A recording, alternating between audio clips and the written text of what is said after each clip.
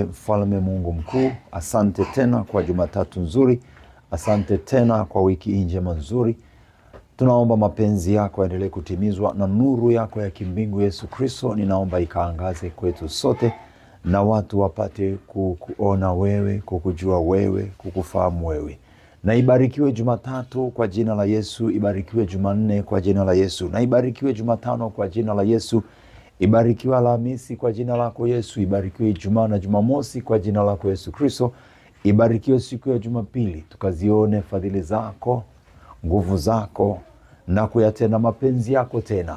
Tawala yote kwa uweza wako na kwa utukufu wako, Baba, Mwana na Roho Mtakatifu. Amen. Na kusalimu katika hilo jina la Yesu, linaloponya, linalookoa, linalobariki. Na ninaomba karibia tena katika kusikia neno la Mungu.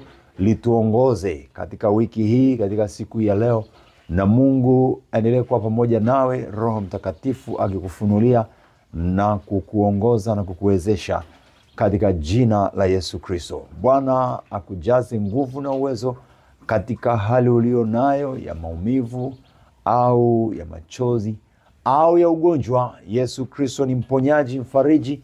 Akuhudumie sasa kwa utukufu wa jina lake. Uwe na afya na uzima na amani ya Yesu ikujaze katika jina la Yesu Kristo.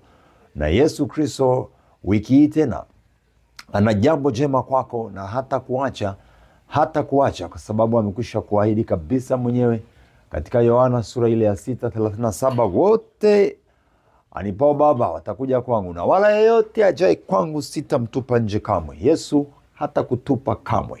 Endelea kuomba katika jina la Yesu na kuamini katika jina la Yesu Kristo. Neno la Mungu ni katika kile kitabu cha Yakobo.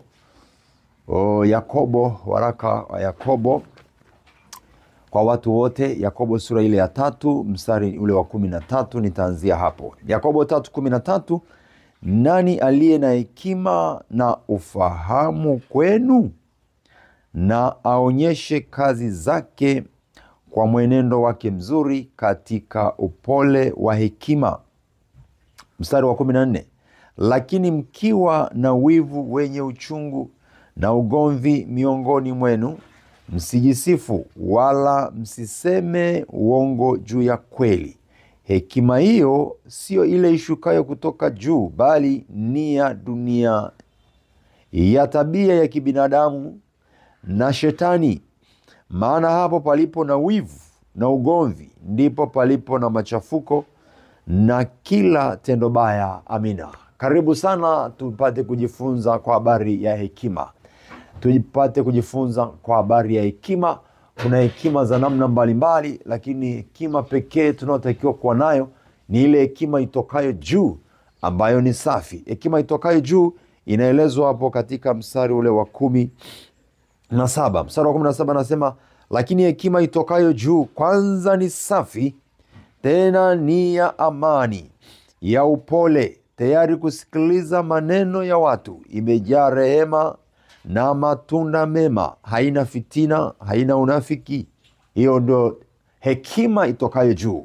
Hekima ni roho na ufahamu ni roho. Hekima ni roho na ufahamu ni roho. Ninakukumbusha habari hii njema ambayo neno la Mungu linatufunulia kwamba hekima ni roho, tena ni roho inayotoka kwa Mungu mwenyewe, inayotoka kwa Mungu mwenyewe. Katika Yesu tunapata hekima. Ukisoma kile kitabu cha Isaya sura ile ya 11 mstari wa 2, anasema, na roho ya Bwana atakaa juu yake, roho ya hekima na ufahamu. Kwa hiyo katika Isaya sura ya 11 mstari wa 2 anasema hekima na ufahamu ni roho. Ni roho inayotoka kwa Mungu wetu takatifu. Kwa hiyo tunatakiwa kuwa na roho hii sana, na hata kipindi tulicho nacho, nyakati tulizo nazo, tunapaswa kuwa na hii roho, au niseme hekima na ufahamu. Hekima ya kimbingu na ufahamu wa kimbingu. Haleluya. Hekima ya kimbingu na ufahamu wa kimbingu. Ni muhimu sana kuwa na hekima ya kimbingu. Ni muhimu sana kuwa na ufahamu wa rohoni, kwa sababu nyakati tulizo nazo zina mambo mengi ambayo yanatokea, na ambayo tuseme kuna vurugu nyingi ambazo tunahitaji kuwa na hekima ya Mungu, na kuna vitu vingi vinatokea, watu wanadanganywa au uongo ni mwingi. Tunahitaji kupata ufahamu wa kimbingu na ufunuo wa kimbingu ili kuweza kuenenda katika njia ya Mungu. Ni nani aliye na hekima na ufahamu kwenu? Na aonyeshe kazi zake kwa mwenendo wake mzuri katika upole wa hekima. Kuna upole, kuna hekima ambayo inatoka kwa Mungu. Hiyo ina upole, ina unyenyekevu. Hekima itokayo kwa Mungu.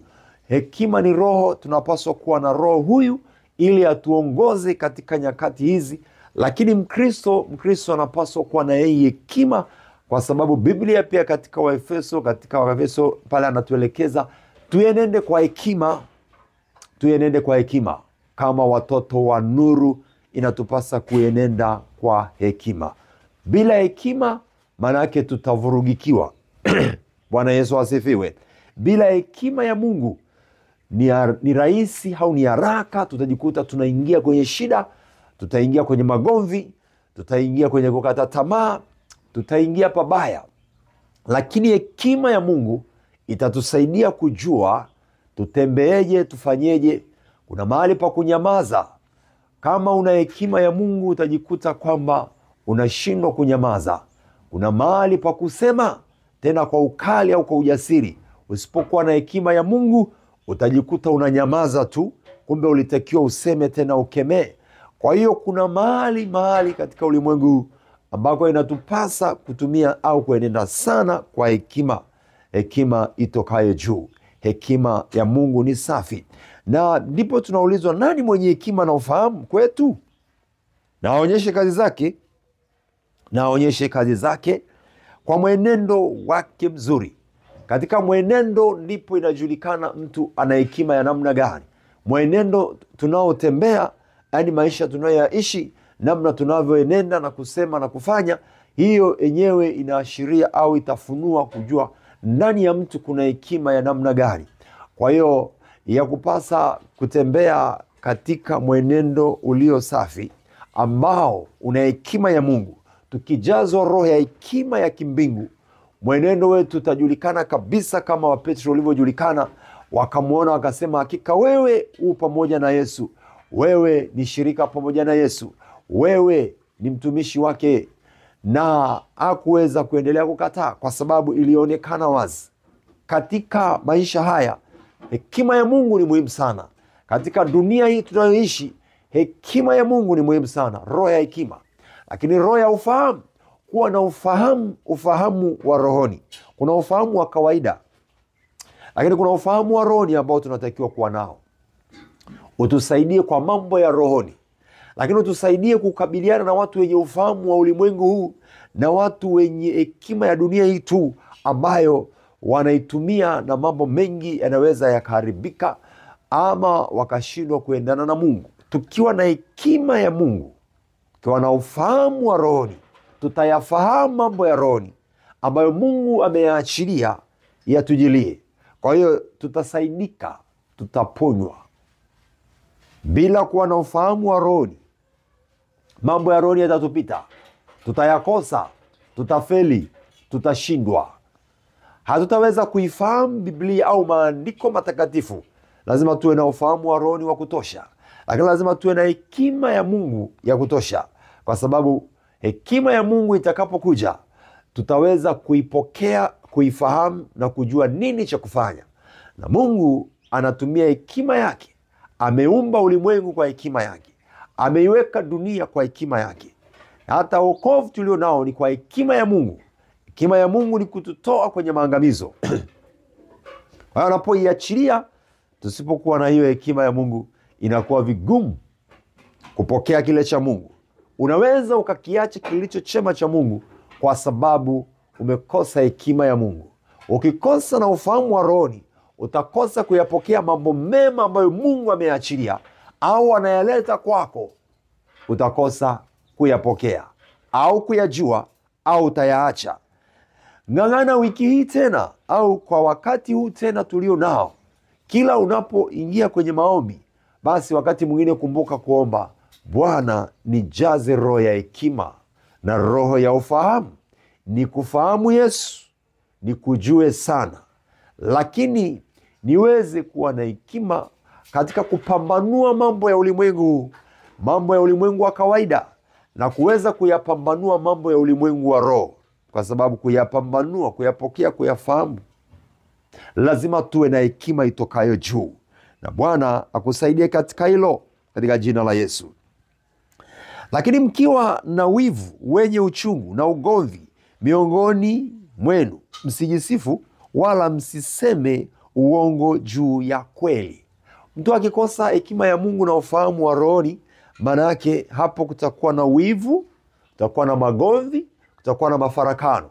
Kwa hiyo mahali pengi hata ndani ya kanisa wakati mwingine kumekuwa na mafarakano, kumekuwa na magomvi, kumekuwa na mpishano, ni kwa sababu wengine wameacha kuitumia hekima ya Mungu. Usipoitumia hekima ya Mungu, kwa sababu magomvi yanaweza yakawepo, mafarakano yanaweza yakawepo, matengano yanaweza yakawepo, wivu mbaya, chuki zinaweza zikaendelea. Ni kukosa hekima na ufahamu unaotoka kwa Mungu mwenyewe. Yesu Kristo anayo hazina. Tukikosa kwa Yesu hayo, hapo lazima pawe na magomvi. Kwa ushaona mahali magomvi yameingia, mafarakano, iwe kwenye ndoa, iwe kwenye kanisa, iwe kwenye siasa, maana yake ni kwamba hekima ya Mungu imekosekana. Kama hekima ya Mungu haipo na ufahamu wa rohoni, ufahamu unatusaidia kufahamu, kuelewa, kutambua kwamba hapa kimeingia kitu kingine ambacho si sawa. Sasa nifanyeje? Useme nini? Ufanye nini? Ndipo tunaposaidiwa na ile hekima na ufahamu tokao kwa Mungu aliye juu mtakatifu. Na hekima na ufahamu hii, ukisoma Biblia katika Agano Jipya, vipo kwa Yesu, tunavipata kutoka kwa Yesu. Kwa hiyo tutaishi kwa amani, tutaishi vizuri bila mafarakano ikiwa hekima ya Mungu itatumika. Isipotumika au mtu asipokuwa nayo, ni rahisi kugombana, ni rahisi kukasirika, ni rahisi kuwa na uchungu, ni rahisi kabisa kama alivyosema hapa kuwa na magomvi na uchungu. Amevitaja hapa. Vitu hivyo vinakuwa ndani ya mtu asiyekuwa na hekima ya Mungu na ufahamu wa rohoni. Kwa hiyo ukiona mtu ana uchungu, ni mtu anapenda magomvi, ni mtu wa mafarakano, ni mtu wa kuhasirika hovyo, maana yake amekosa haya hapa, ufahamu wa rohoni na hekima ya Mungu. Anasema mkiwa na wivu wenye uchungu na ugomvi, na alafu anasema miongoni mwenu msijisifu wala msiseme uongo juu ya kweli. Bila kuwa na hekima ya Mungu na ufahamu wa rohoni, mtu atakuwa muongo. Amesema hapa, mtu anakuwa muongo, ndani yake uongo utajaa. Kwa nini uongo umejaa? Ni kwa sababu hana hekima na ufahamu wa rohoni. Kwa sababu tukijazwa hivyo, tayari tumekamatwa na roho ya Mungu ambayo haitaruhusu hayo kutendeka, haitaruhusu hayo kufanyika, hayataweza kukaa ndani ya mtu. Lakini tukiwa nayo hiyo hekima, maana yake hayo yote yanakosa mahali pa kukaa. Mstari wa 16 anasema, maana hapo palipo na wivu na ugomvi, ndipo palipo na machafuko na kila tendo baya.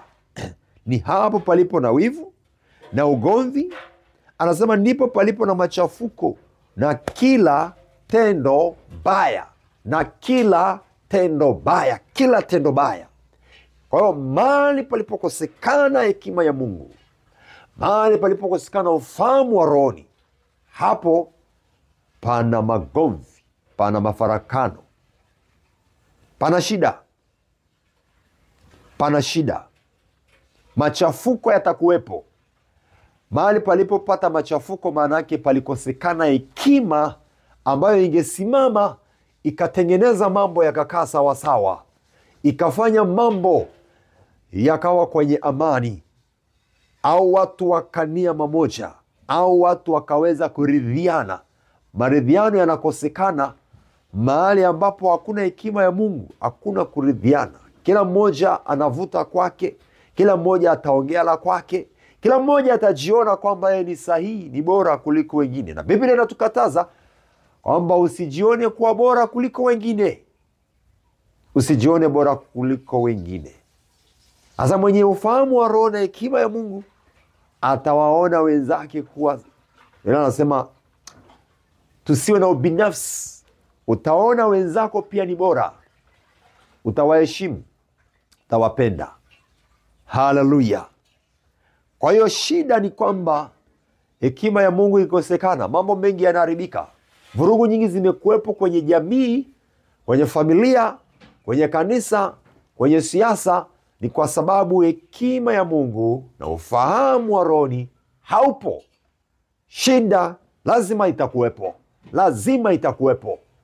Ndio sababu ni muhimu sana uwe mtumishi wa Mungu au uwe mtumishi wa kisiasa serikalini, lazima kuwa na hekima ya Mungu, lazima kuwa na ufahamu wa rohoni, ili tuifanye kazi ya Mungu sawa sawa.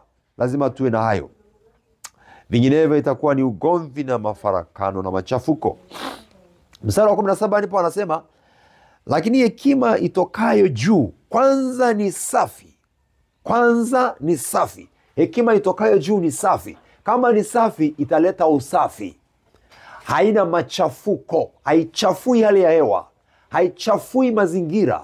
Naposema hivyo, maana yake ni kuna watu wenye maneno machafu, kuna watu wenye kuvuruga, kuna watu ambao kazi yao ni kugonganisha. Ofisini, maishani mwa watu wengine, wanakuwa wana kazi ya kuvuruga wengine, wana kazi ya kuchafua, kuondoa ule usafi, ile amani na utulivu. Utulivu unakuwa upo, inakuwa ni vurugu.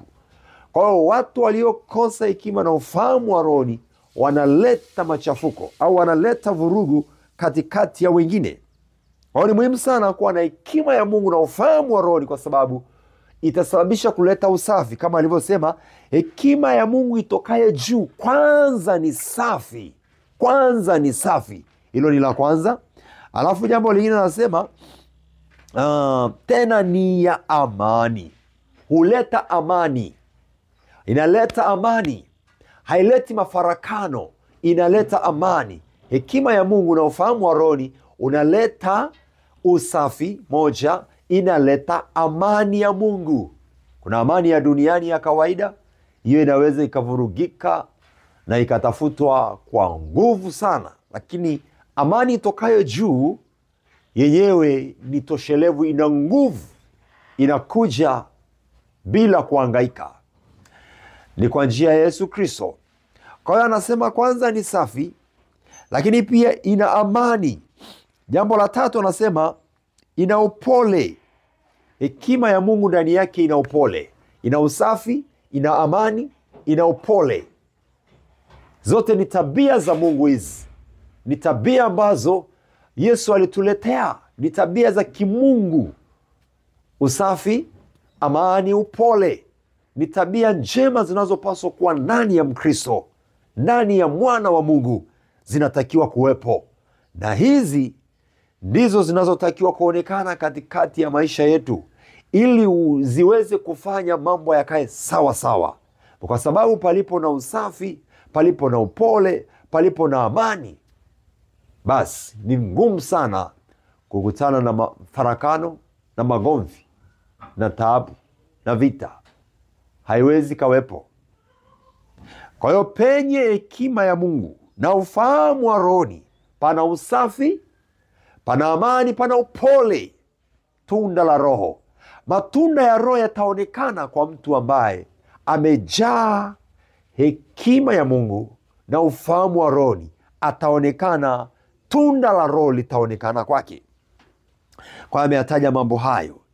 Alafu anasema jambo lingine, iko tayari kusikiliza maneno ya watu, imejaa rehema na matunda mema, haina fitina, haina unafiki. Hapo yametajwa mambo mengine mengi. Haleluya. Kwanza imejaa rehema, lakini pia imejaa matunda mema. Imejaa neema, imejaa rehema. Hiyo hekima ndani yake kuna rehema. Hekima ya Mungu na ufahamu wa rohoni, ndani yake tunapata kitu kinachoitwa pia rehema.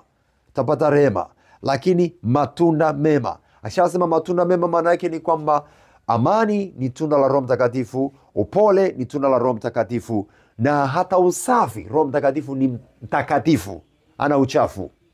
Kwa hiyo yote ni tabia na ni tunda ambalo ni la Roho Mtakatifu. Tunahitaji sana kuomba tujazwe hekima ya Mungu, tujazwe ufahamu wa rohoni, ili tuweze kufanya kama Biblia inavyotuelekeza, ili tuweze kutembea kwenye njia ya Mungu, ili tuweze kuwa na ushirika na Mungu, ili tuweze kutengeneza mambo yakae sawasawa katika jamii ya wanadamu. Popote pale lazima tuwe na hii, ni muhimu. Kwa hiyo imejaa vitu vingi, hekima na ufahamu. Ametaja usafi, amani, upole, rehema. Alafu anasema haina fitina, haina unafiki. Hakuna unafiki wala fitina ndani yake. Bwana akubariki kwa haya yote, yatujaze sisi sote, yaendelee kujaa ndani yetu haya, kwa sababu ndivyo inavyostahili. Omba maombi sasa kwamba Bwana akujalie haya yakae kwako sasa na siku zote. Bwana Mungu akubariki na kukulinda, akuangazie na nuru za uso wake sasa unapotafakari haya. Ujazwe hekima na ufahamu wa roho katika jina la Yesu Kristo. Hautajikuta ukikasirika hovyo, hautajikuta ukinuna hovyo, hautajikuta katika hofu na mashaka, kwa sababu hekima ya Mungu inatupa pia kufahamu mambo mengi. Amani na utulivu ndani yake vinapatikana. Hakuna tena uoga, utapata ushirika na Mungu mzuri. Kwa hiyo endelea kujazwa haya sasa katika jina lake Yesu Kristo, ili utembee umejaa hekima ya kimbingu katika jina la Yesu. Bwana Yesu akusaidie, akuvike hayo, kwa sababu anayo hazina ya hekima na ufahamu na maarifa yaliyo mema. Anayo siku zote. Ninapenda kuomba mambo hayo. Naomba na wewe endelea kuomba, Bwana akujaze. Na hata sasa twende kwenye maombi, tuombe na tujaliwe. Na ukiwa na hali ya udhaifu tutaomba pia, na Bwana akuondolee. Una hali ya kutangatanga, kuna vitu vinakusumbua, Yesu atakuponya. Wiki ikawe ni wiki njema kwako, sema amina. Ikawe ni wiki iliyojaa baraka, iliyojaa fadhili, iliyojaa nguvu, iliyojaa matunda mazuri, ambayo utajazwa hekima kwa kiwango cha juu, hekima ya Mungu na ufahamu wa rohoni. Kawe ni wiki nzuri tena kwa jina la Yesu. Endelea kuitamkia wewe pia kwamba itakuwa wiki ya mafanikio, itakuwa wiki ya baraka kwako. Jitamkie, jinenee, jitabirie mwenyewe. Usingoje kwanza kutabiriwa. Endelea kutamka pia. Hata sasa ninapoomba na wewe, endelea kuomba. Hata mara baada ya kumaliza ibada hii, endelea kujinenea na kuomba hiyo hekima na ufahamu utokao juu katika jina la Yesu. Asante Baba kwa ajili ya neno lako hili la uzima. Ninaomba sasa likaendelee kutujaza na kukaa ndani ya mioyo ya watu wako kwa jina la Yesu. Amina. Karibu tuingie kwenye maombi sasa. Na kama ni mgonjwa utapokea uzima, afya njema, kwa sababu Yesu ni mponyaji. Na amesema tukiomba kwa imani tunapokea tunayoyaomba. Kwa hiyo usiombe kwa kubahatisha. Kwa Mungu hakuna kubahatisha. Mungu wetu hana kubahatisha. Yesu hana kubahatisha. Yesu ni hakika. Haleluya. Baba, nakushukuru kwa ajili ya neema yako iliyokuu sana na uweza wako ambao ni mkuu, Mungu mtakatifu. Asante kwa siku nzuri tena. Asante kwa neno lako la uzima. Ninaomba likamiminwe na kujazwa mioyoni mwa watu wako sasa. Baba wa mbingu na nchi, sikia maombi ya mtu huyu. Ona kiu ya moyo wake katika jina lako Yesu Kristo. Tazama ameweka mkono kwenye kifua chake. Tazama anatafakari. Bwana, ninaomba ukamjaze kutoka kwako afya njema, ukamjaze hekima, ukamjaze ufahamu wa rohoni, akajaze huo ufahamu sana sana sana. Bwana, umvike mtoto wako. Naomba ukamimine hekima yako kwa kanisa, kwa watumishi, kwa washirika, kwa wanasiasa, kwenye taifa letu, Mimina tena Bwana, iruhusu hiyo roho ya hekima iwajaze viongozi wa taifa, iwajaze watumishi wako katika kanisa, iwajaze watoto wako katika familia, wanandoa. Hekima yako itujaze. Vijana wa kiume na wa kike wakajazwe na hii hekima. Bwana Yesu, ninawaombea, ninaomba ruhusu kwa neema yako tujazwe na hiyo hekima itokayo kwako, kwa sababu ni safi, imejaa upole, imejaa amani, imejaa rehema. Bwana, ninaomba haya yajaze mioyo yetu, yajaze ndani ya kanisa, ili kanisa liendelee kustawi, kukua, kuongezeka, na ufalme wako uendelee kuenezwa katika jina la Yesu kupitia kanisa. Bwana, ninaomba kwa msikilizaji na mtazamaji huyu, ukamjaze ufahamu wa rohoni na hekima ya rohoni, ili apate amani ya kutosha na usafi, ili apate na rehema ndani yake, ili aendelee kujazwa na kuwezeshwa, aendelee kukaa katika upole katika jina la Yesu. Bwana, mfanikishe, mbarikie.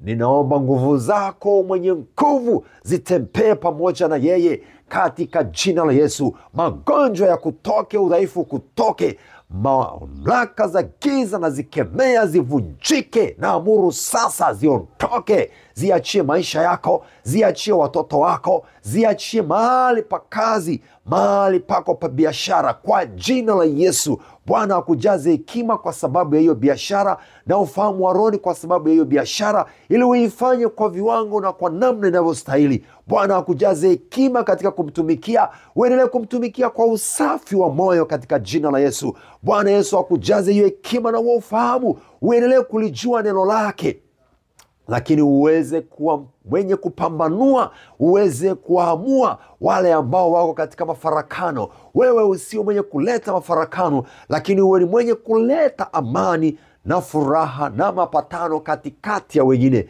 katika jina la Yesu Kristo. Bwana akuvike uwezo na nguvu, akujalie hayo sasa na siku zote. Neema yake Bwana Yesu iwe juu yako sasa, na uweza na nguvu katika jina la Yesu. Adui asifanikiwe vyovyote na chochote juu yako tena, katika jina la Yesu Kristo. Baba, asante kwa sababu wewe ni mwema sana, umejaa neema na rehema. Ikawe ni wiki ya mavuno mazuri, wiki iliyojaa baraka na nguvu zako tena, kwa jina la Yesu Kristo. Asante kwa sababu unawalinda na kuwatetea watoto wako, na uweza wako wa kifalme ukawe pamoja nao sasa na siku zote, kwa jina la Yesu Kristo. Asante kwa kuwa wewe ni mwenye pendo la milele na uweza wa milele, kwa jina la Yesu. Tuongozwe nawe tena wiki yote, Bwana, tujazwe na baraka zako na hekima yako, fahamu wa rohoni, mapenzi yako yakaendelee kutimizwa sasa na siku zote. Asante kwa kuwa umwema, mwenye rehema na neema. Walio katika mitego mibaya ya adui, malaika nenda pita, vunja, ondoa mitego yote popote walipoiweka, kwa jina la Yesu. Ubaki salama na amani ya Yesu na ushindi na nguvu, katika jina la Yesu Kristo. Amen.